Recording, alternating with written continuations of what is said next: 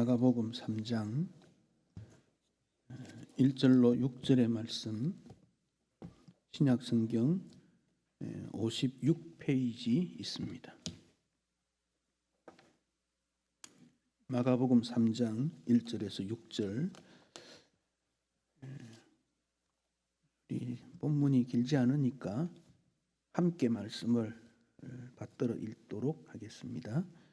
예수께서 다시 회당에 들어가시니 한쪽 손 마른 사람이 거기 있는지라.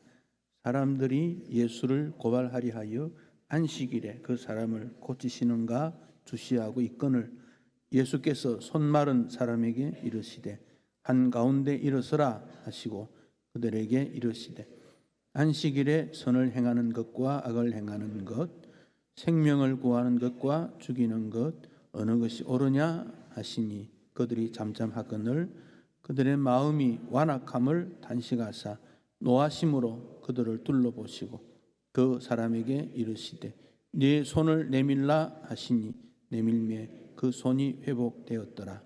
바리새인들이 나가서 곧 헤롯 왕과 함께 어떻게 하여 예수를 죽일까 의논하니라. 아멘. 올해 2020년 봄은 모든 분들에게 참 아픔을 주었습니다. 우리뿐 아니라 세계 모든 사람에게 그런 아픔을 주었습니다. 어제 뉴스 보도에 의하니까 코로나 전염병 누적 확진자 수가 519만 명, 전 세계적으로 519만 명, 사망자 수가 약 34만 명, 그렇게 보도가 되었습니다. 아시아에서 유럽으로 또 미국으로 또 지금 남미로 흘러내려가서 굉장히 어렵다. 그리고 조금 있으면 아프리카 쪽으로도 가지 않겠는가 생각이 듭니다. 여러분, 이런 일을 우리가 볼 때 감염당한 사람이 뭐 잘못이 있나 이런 생각하는데 그렇게 생각할 필요도 없고, 또 감염을 퍼뜨린 사람 그 잘못이다 그렇게도 생각하지 말고, 어떤 원인에 의해서든지 어려움이 발생되었을 때 함께 마음을 모아서 극복하는 의지가 중요합니다. 온 나라가 여기에 힘을 쏟고 방역 대책에 따라서 여기까지 왔습니다. 하나님의 은혜로 여겨집니다. 한국교회연합회에서는 이제 다음 주일에 교회 회복의 날로 정하자 그렇게 결정을 했다 그럽니다. 한 3개월 예배를 제대로 드리지 못했는데 다음 주일에는 제대로 예배를 드릴 수 있도록 교회들마다 준비하고 홍보도 하고 지역사회의 교회다움으로 표현되면 좋겠다. 동시에 여전히 방역에 대한 철저함을 꾀해야 되고, 우리가 예배를 마냥 머물 수는 없으니까 모두가 회복되기를 그렇게 강조하고 있습니다. 우리가 함께 흩어진 곳에서 기도해서 예배로 하나님 앞에 영광 올려야 되겠다.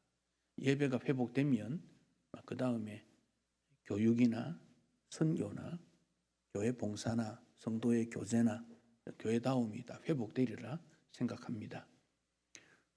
다음 주일에는 찬양대도 좀 회복될 수 있도록 우리 대원들 확보해 주시고, 혹시 또 건강이 좋지 못한 분도 있을 수 있으니까 청년들이나 섬길 수 있는 분들이 함께 동참해서 예배의 회복이 일어나고 점차적으로 또 교회다움이 회복되면 좋겠습니다. 우리 성경은 인생의 고난에 대해서 언급을 많이 했습니다. 왜 고난이 있을까? 참, 인간에게 주어진 고난과 고통에 대해서 해답을 사람들이 잘 얻지를 못했습니다. 생로병사다. 인간은 태어나고 성장하고 나이가 들고 병들고 죽는다. 그게 인생이다. 그러면서 그런 가운데 괴로움은 번뇌 때문이다. 복잡한 생각 때문이다. 혹은 아집, 욕망 때문이다. 집착, 뭔가를 이루기 위해서 그렇다. 이렇게도 해석을 합니다. 일부 맞는 설명이기도 하지만은 다 맞다고는 볼 수가 없습니다.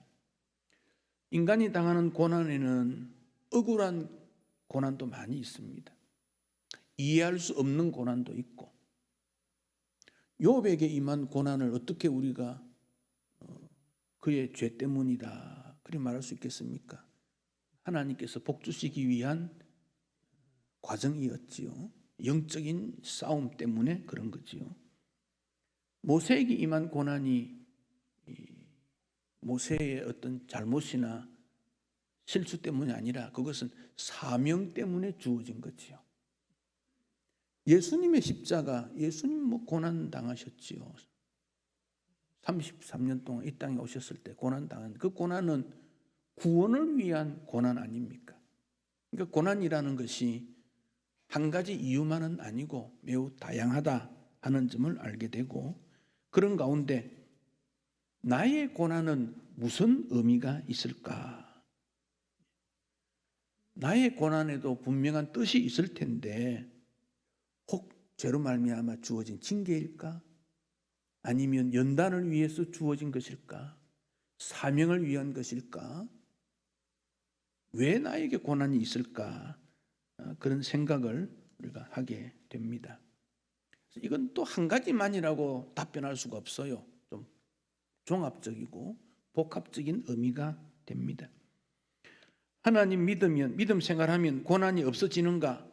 꼭 그런 건 아니에요.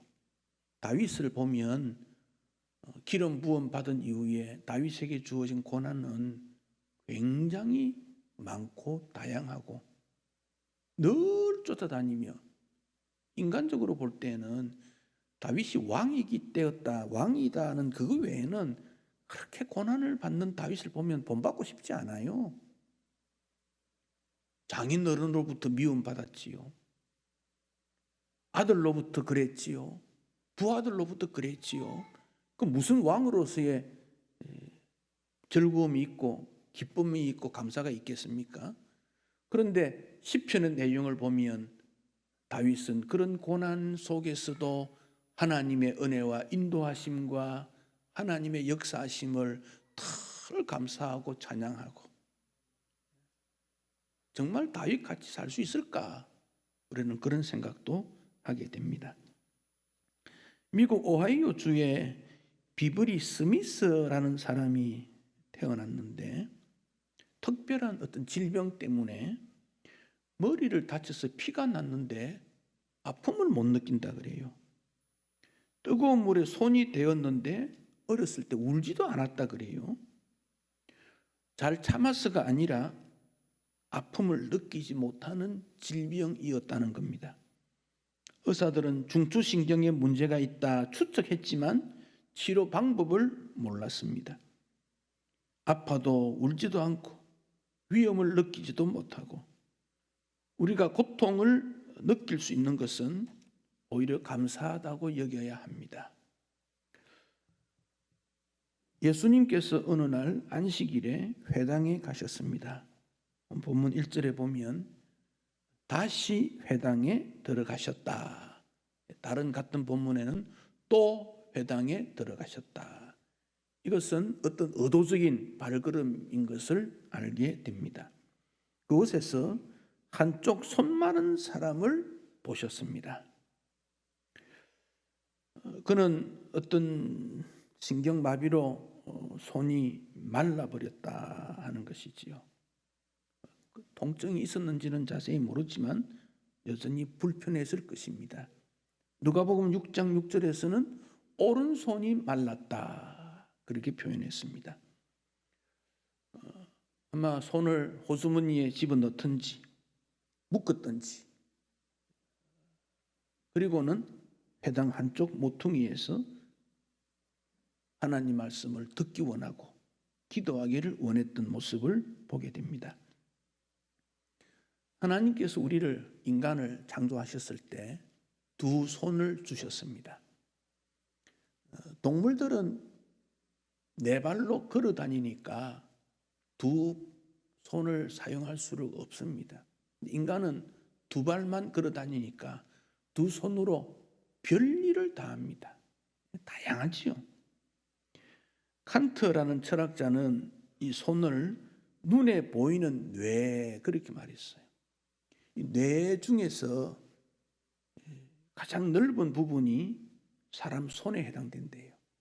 그래서 연세가 드시면 손을 더 많이 움직여라 그러지 않습니까? 손뼉도 치고 운동도 하고 주무리고 그리고 뭐 어떻게 하면 손을 뭐 지압도 하고 뭐 그래서 손이라는 게 사람 몸에 있는 모든 것이 다 들어있다는 거지요. 우리의 건강한 손이 얼마나 감사한지 모릅니다. 제2의 뇌다 그렇게도 말하고 손을 많이 사용할수록 두뇌가 건강해지고 노화 방지가 된다고 하니까 손을 많이 써야 하겠습니다. 이 손은 또 느낌이라는 게 있어요. 만져보면 뜨겁다, 차갑다, 따뜻하다 느낌이 있어요. 그래서 사람과 만나면 이 악수를 하게 되지요. 악수의 의미는 화해와 감사입니다. 나는 당신을 해치는 무기를 가지고 있지 않습니다. 그렇게 해서 손을 내밀어서 서로 악수를 하게 된 것이죠. 느낌이란 게 있어요. 너무 힘을 가해도 안 되고 너무 가볍게 접촉하는 것도 아니고 적절한 따뜻한 손이 돼야 되지요. 손이 차가우면 좀 문질러서 따뜻하게 해서 땀이 나면 좀 이래 손수건으로 닦고 그래서 상대방을 배려하는 마음으로 악수를 합니다. 내 사랑을 전하고 내 마음을 전하고 그런 것이지요. 악수할 수 있다는 것은 감사한 일이에요.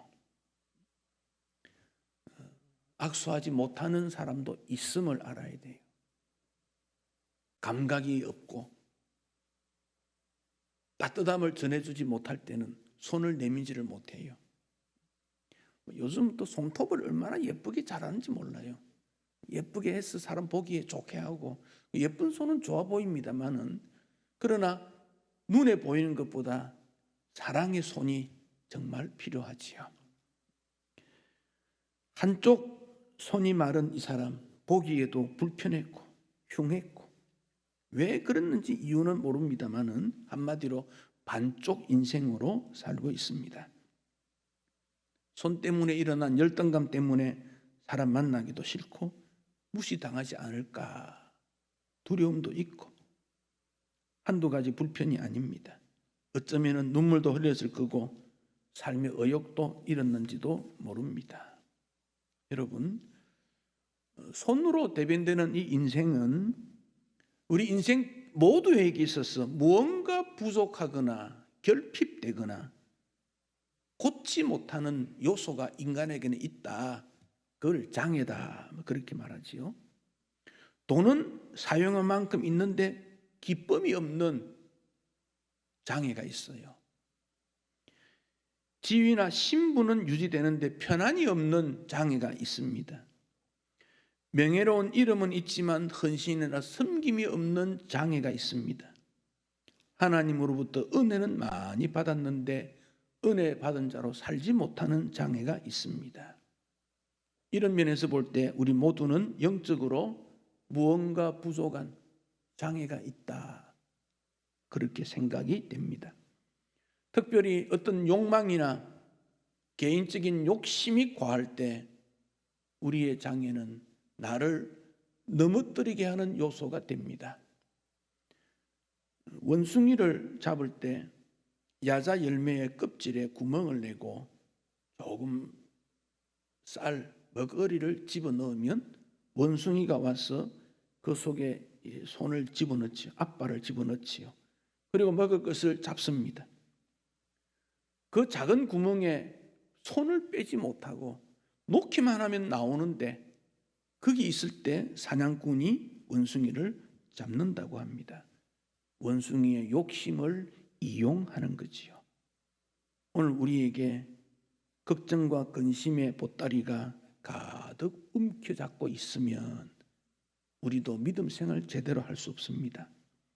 세상 걱정거리를 놓아야 예수님 손 잡을 수 있지 둘 다 잡을 수는 없지 않겠습니까? 아무런 문제가 없는 사람일지라도 한편 손 마른 사람처럼 우리는 메마르게 살아가는 일들이 얼마나 많이 있는지 모릅니다. 환경 때문에, 신체적 이유 때문에, 언어가 잘 표현되지 못한다는 것 때문에, 마음이 편중되기 때문에, 어렸을 때 부모로부터 사랑을 받지 못했다고 하는 결핍 때문에, 가난이나 열등 때문에, 죄의식이나 죄 결핍 때문에, 죄책감 때문에 늘 부끄럽게 살아가는. 그래서 우리 예수님이 회당에 들어가서 이 사람을 주목하신 것은 오늘 우리를 주목하는 것과 같습니다. 왜 예수님이 오셨습니까? 고통당하는 인생들에게 문제를 해결하기 위해서. 여러분의 문제, 우리의 문제를 해결하기 위해 주님이 오셨지요. 사람은 도와주지도 못하고 방해가 되는 경우가 많지만 주님은 문제를 해결하기 위해 오셨어요. 그러니 그 주님 믿고 내 마음에 모시는 것은 얼마나 귀한 일인지 모릅니다. 그러므로 예수 믿는 사람은 행복할 수 있고 행복한 존재입니다. 그곳에는 한쪽 손말한 사람뿐 아니라 다른 사람도 있었는데 바리새인들도 있었다. 6절. 또 다른 성경 본문에 보면 서기관도 있었다. 바리새인이나 서기관들은 하나님 말씀의 전문가들입니다. 그렇지만 그들은 불쌍히 여기는 마음이 없어요. 긍휼히 여기는 마음이 없어요. 어떻게 했습니까? 2절에 보면 예수를 고발하려고 주시하고 있었다. 예수님을 곱게 보지 않습니다. 미운 마음으로, 시기심으로. 여러분, 이 마음 없어야 됩니다. 여러분, 이 마음은 정말 사탄이 주는 마음이에요. 혹 가족이, 성도가 나에게 섭섭한 말을 하더라도 그대로 되씹으면 안 돼요. 아, 저거 잠깐 실수한 거야.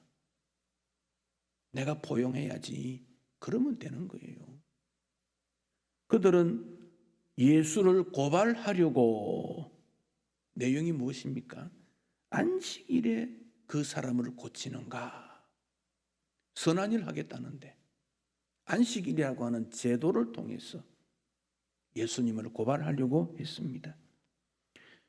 예수님은 그것을 아시고 그들에게 물었습니다. 4절. 안식일에 선을 행하는 것, 악을 행하는 것, 어느 것이 옳으냐? 생명을 구하는 것, 죽이는 것, 어느 것이 옳으냐? 같은 본문 마태복음 12장에 의하면 양이 구덩이에 빠졌는데 안식일이라고 해서 양을 건져내지 않고 그대로 둘 수 있느냐? 생명을 귀히 여기지 되지 않느냐? 그 말씀을 주셨습니다. 인생의 완악한 마음, 회개하지 않는 마음. 로마서 2장 5절에 내 고집과 회개치 아니한 마음을 따라 진노의 날 곧 하나님의 어려운 판단이 나타난 그날 임할 진노를 너에게 쌓고 있다. 고집과 회개치 않는 마음이 하나님의 진노를 받는 일에 차근차근 쌓여가고 있다. 하나님의 진노의 탑이 높이 쌓이면 하나님의 진노로 심판받을 수밖에 없지요. 인간은 하나님의 마음을 닮아서 부드럽든지, 다시 말하면 회개하는 마음이 되든지, 그렇지 아니하면 계속해서 완악해지든지 둘 중 하나입니다. 그러니까 우리 예수님께서 5절에 보면 그들의 마음이 완악함을 탄식하시고 노하셨다 그랬습니다. 여러분, 우리 마음이 완악해지지 않아야 돼요. 부드러워야 돼요. 땅도 딱딱하면 씨가 땅을 파고 들어가지 못하고 새가 와서 먹거나 그 씨가 자랐는데 태양 때문에 말라버리거나 죽어버리지 않습니까? 사람의 마음에도 말씀이 떨어졌을 때 부드러워야 그 말씀이 자란다고 했지 않습니까? 그러니까 주님 내 마음 부드럽게 해주십시오. 그렇게 기도하고 그렇게 여기고 행동해야지요. 완악한 자에게는 소망이 없어요. 완악한 자에게 교육을 시켜도 소용없어요. 배워도 소용없어요. 마음이 부드러운 그에게 교육도 의미가 있고 양육도 의미가 있고 물질도 의미가 있고 삶의 가치가 있는 거지요. 마음이 부드러워야 됩니다. 그런데 예수님께서는 한쪽 손 마른 사람에게 네 손을 내밀라고 명령을 하십니다. 오늘 예배드리는 우리 가운데 나는 완악해, 섬기지 못하는 손이었어. 그렇다면 주님께서 내 손을 내밀라 이 말씀을 중요하게 여겨야 됩니다. 스쳐 지나가지 마세요. 나에게 나의 손을 내밀으라고 말씀하고 있는 겁니다. 주님께서 단둘이 있을 때 고쳐주면 좋지 않을까요? 근데 왜 많은 사람이 있는 데서, 그것도 예수님을 고발하는 사람이 있는 앞에서 그럽니까? 믿음은 증거가 있어야 되기 때문에 그래요. 믿음은 내 마음에 믿음 있노라 그러면서도 믿음의 행위가 따르지 아니하면, 열매가 없으면 그 믿음 있는 게 아니지 않습니까? 주의 교회를 섬긴다 말하는데 열매가 없으면 섬기는 게 아니라 그런 말이에요. 그러니까 예수님께서 예수님을 고발하려는 사람들 있는 데서도 주님은 그를 사랑해서 내 손 내밀어라, 믿음의 증거를 보여라, 실천해라, 순종해라, 그렇게 말씀을 하고 있습니다.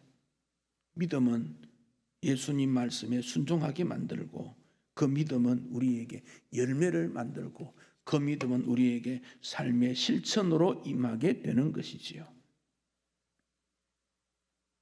첫사람 아담은 그 손으로 선악과를 따먹으러 말미암아 범죄했습니다. 첫 태어난 가인은 그의 손으로 동생을 죽였습니다. 범죄한 인생입니다. 손으로 죄를 지었습니다. 그래서 우리는 하나님 내 손 들고 오니까, 손 들었으니까 용납해 주십시오. 천부여 어디없어서 손 들고 옵니다. 주 나를 박대하시면 나 어디 가리까? 주님 앞에 나와야 되는 이유가 여기 있습니다. 우리는 손을 들고 주님 앞에 나와서 불순종했습니다. 도와주십시오. 죄지었습니다. 용서해 주십시오. 순종치 못하였습니다. 순종하는 손 되게 해 주십시오. 그렇게 손 내밀어야 됩니다. 12년 동안 혈루증으로 앓았던 여인이 많은 사람 앞에 둘러싸인 그곳에 예수님의 옷자락을 만짐으로 나을 것을 믿고 예수님 옷삭을 만졌더니 나음을 입었지 않습니까? 그렇게 실행하는 믿음은 결코 헛되지 않고 주님의 만남과 은총을 통해서 한편 손마른 그가 쭉 펴지는 축복이 일어나게 되는 것입니다.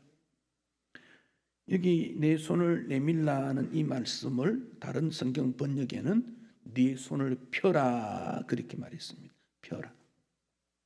예루살렘에서 여리고 내려가는 그 길에서 만난 강도, 만난 사람, 제사장도 레위인도 지나갔지만 그들은 손을 내밀지 않았습니다. 무시와 천대받던 사마리아 사람은 손을 내밀어서 피를 닦아주고 약을 발라주고 나귀에 태우고 치료해주는 손이 되었습니다. 우리 예수님은 이와 같은 사람이 되라 이렇게 말씀하십니다. 우리를 향한 말씀 아닙니까? 부자와 거지 나사로가 있었지요. 풍요로운 부자, 자기 손으로 무언가를 다 얻었던 부자. 그런데 그는 손으로 빵 하나 나누어 주지 못했다는 거지요. 부자도 죽고 거지 나사로도 죽었을 때 거지 나사로가 아브라함 품에 있는 것을 보고 부자는 말합니다. 아브라함이여, 그 나사로 손끝에 물 한 방울만 좀 찍어주면 안 되겠느냐고. 아브라함이 뭐라고 하십니까? 너는 살았을 때 좋은 것 받았고 나사로는 고난을 받았으니 이것을 기억하라. 이제 그는 여기서 위로를 받고 너는 괴로움을 받느니라. 손을 펴지 않았다는 거지요. 이것을 기억해라. 오늘 우리에게 주신 메시지 아닙니까? 손을 펴라. 쓰러진 형제, 헐벗은 자매, 배고픈 이웃을 향해 손을 펼 때 구원이 있고 행복이 있고 충성이 있고 섬김이 있는 것이지요. 세상에서는 손으로 어떻게 하든지 다른 사람을 끄집어 내리려고 합니다.